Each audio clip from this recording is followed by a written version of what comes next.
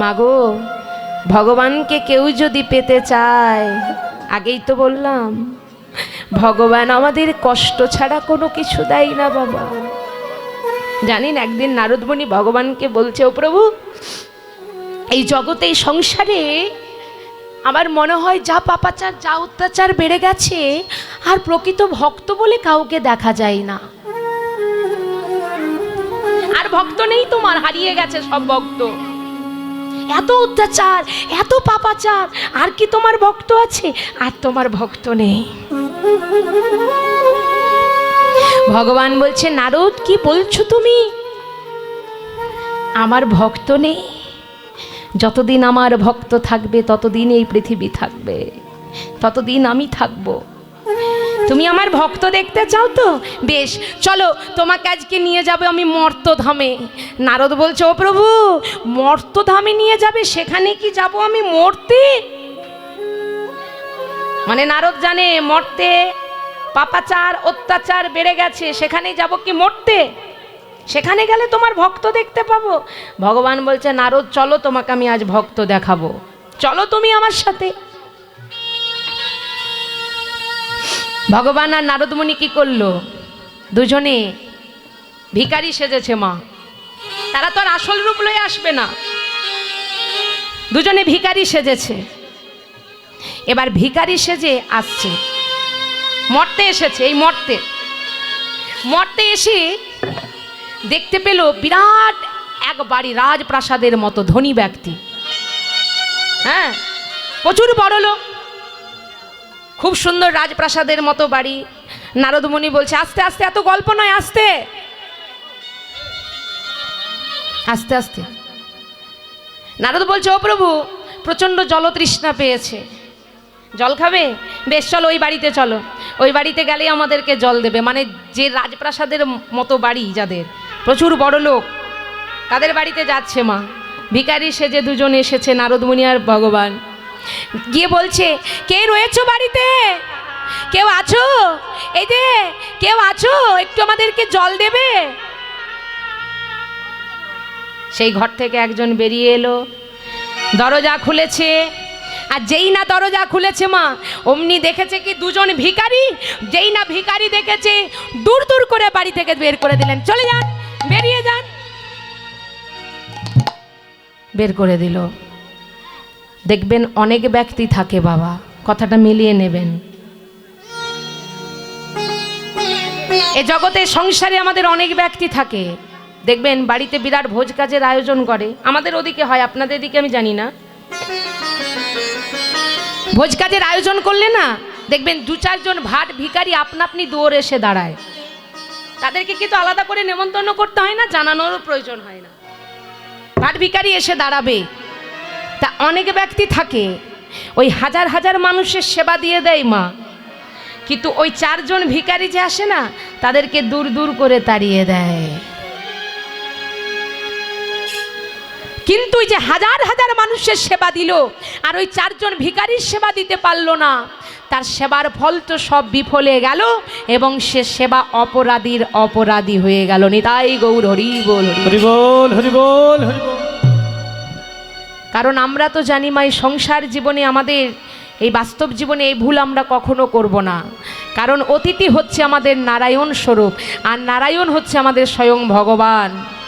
বলা তো যায় না মা, ভগবান আপনার দুয়ারে কি তার আসল রূপটা লয়ে আসবে, যদি ওই ভিখারির বেশে আপনার দুয়ারে সেই দাঁড়ায়? তাহলে এই ভুল আমরা কখনো করব না। অতিথি সেবা দেওয়া মানেই হচ্ছে ভগবানের সেবা দেওয়া, নারায়ণের সেবা দেওয়া। এবার দেখুন কি হয় ঘটনা।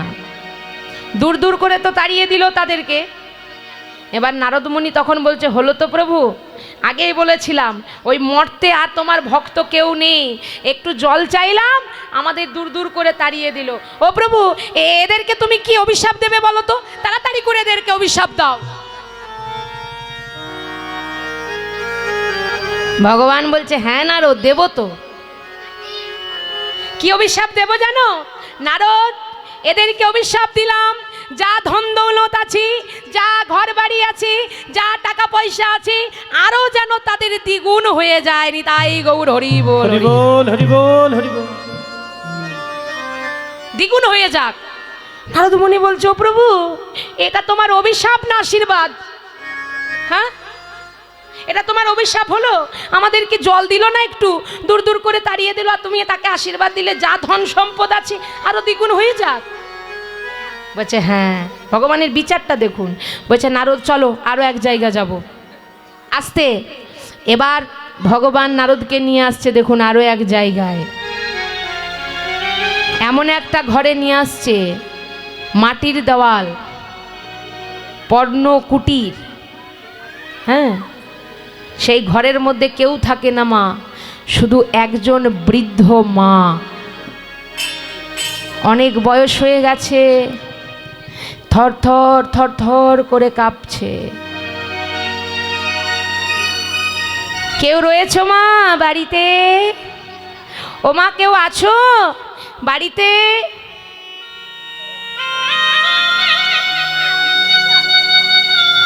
সেই বৃদ্ধ মা এই মা ডাকটা শোনবার জন্য কত যুগ ধরে যেন তপস্যা করছে।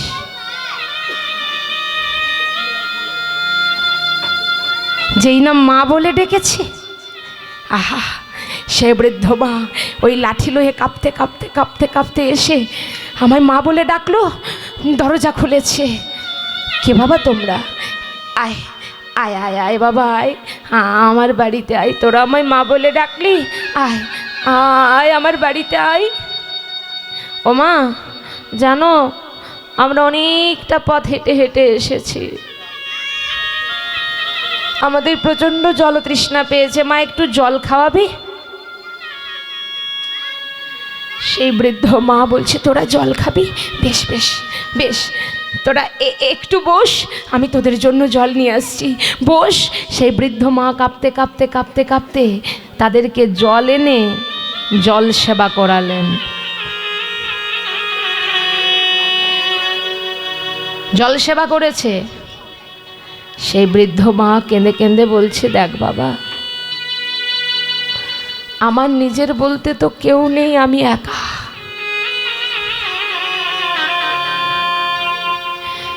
তোরা আমায় মা বলে ডাকলি, বাবা এই মায়ের যদি কোনো চাওয়ার থাকে তোদের কাছে চাইবো, তোরা আমায় দিবি? বল না বাবা, দিবি? বলো মা, কি চাও তুমি? কি চাও মা, বলো। বাবা তোরা আমার কাছে জল চাইলি, আমি তোদেরকে দিলাম, কিন্তু তোরা যে আমায় মা বলে ডাকলি না, তার বিনিময়ে আমার ইচ্ছে তোদেরকে একটু, আমার ঘরে একটা গাভী আছে, সেই গাভীর দুগ্ধটা সেবা করাতাম। করবি বাবা? সেই দুগ্ধ একটু সেবা করবি? জানেন মা, এই জগতে সংসারে বিনা স্বার্থে কিন্তু আপনাকে কেউ ভালোবাসবে না মা। কেউ ভালোবাসে বাবা? বিনা স্বার্থে কেউ ভালোবাসে না। আমরা জানি বিনা স্বার্থে যদি কেউ ভালোবাসে, একমাত্র সে গর্ভধারিণী মা। হরি বল, হরি বল। কিন্তু আমাদের কলিকালে এই ঘটনাই ঘটছে। আমরা জানতাম একটা কলসির জল 7টা কলসিকে ভর্তি করে দিতে পারে, কিন্তু এই কলিকালে 7 করতে পারছে না। একটা কলসির জল লয়ে 7টা কলসিকে ভরানো যেত, কিন্তু এই জগতে, এই সংসারে 7টা কলসির জল লয়ে আর একটা কলসিকে ভর্তি করা যাচ্ছে না। কারণ এই কথাটার মানে কি, একজন মা তার 5টি সন্তানকে জন্ম দিয়ে লালন পালন করে মানুষের মতো মানুষ করে উচ্চ শিক্ষায় শিক্ষিত করে বড় করে দিচ্ছে, কিন্তু এই 5টি সন্তান বড় হয়ে মানুষের মতো মানুষ হয়ে সেই একজন মাকে লয়ে ভাগাভাগি করতে আরম্ভ করছে। তাই গৌর হরি বল, হরি বল, হরি বল। ও গো, আমি তো ভাবিনি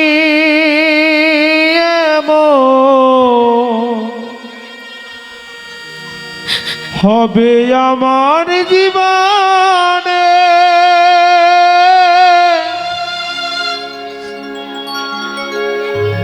মা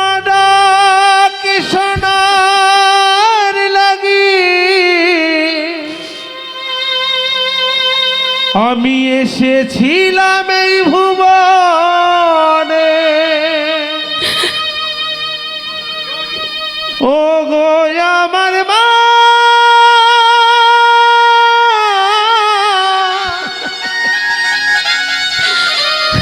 গর্ভধারিণী তুমি মা,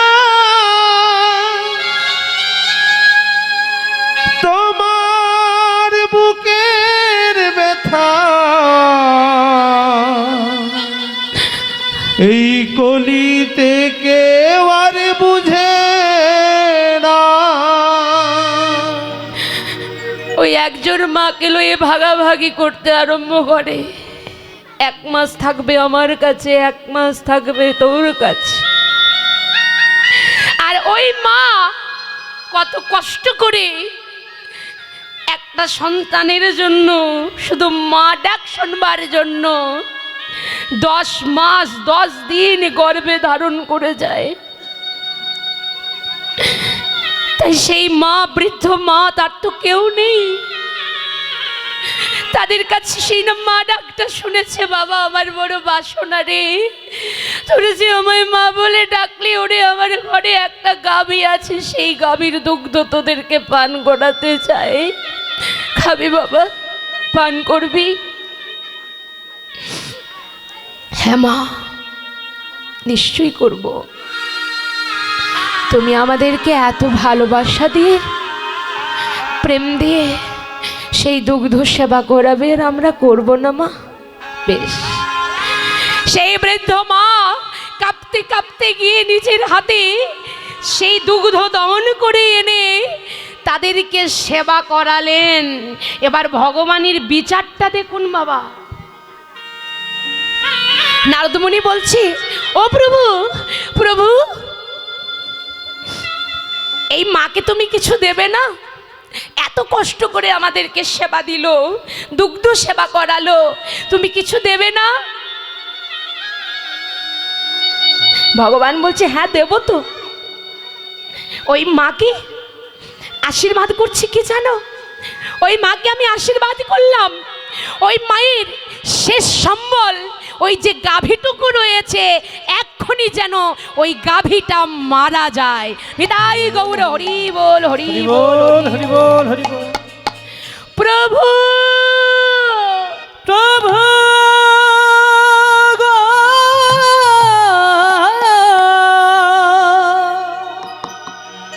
হে কি তোমার লীলা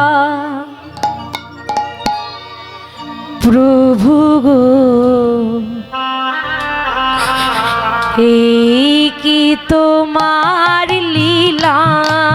হৃদয় গৌর, হরি বল, হরি বল।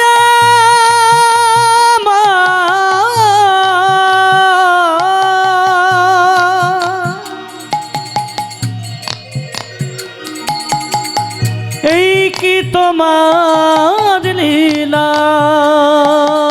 বলো,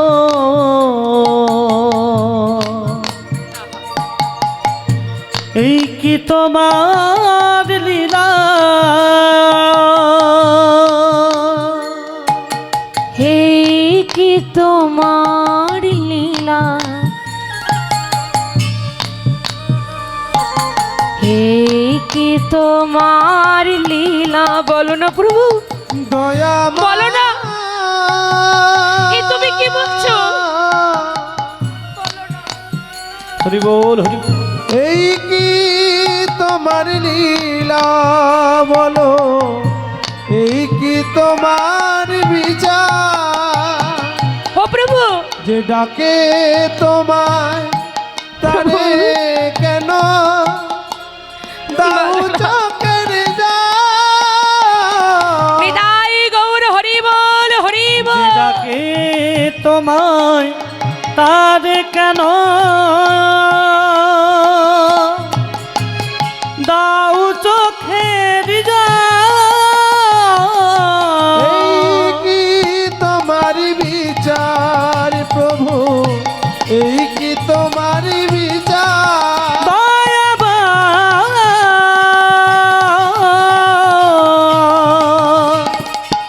এই কি বিচার বলো,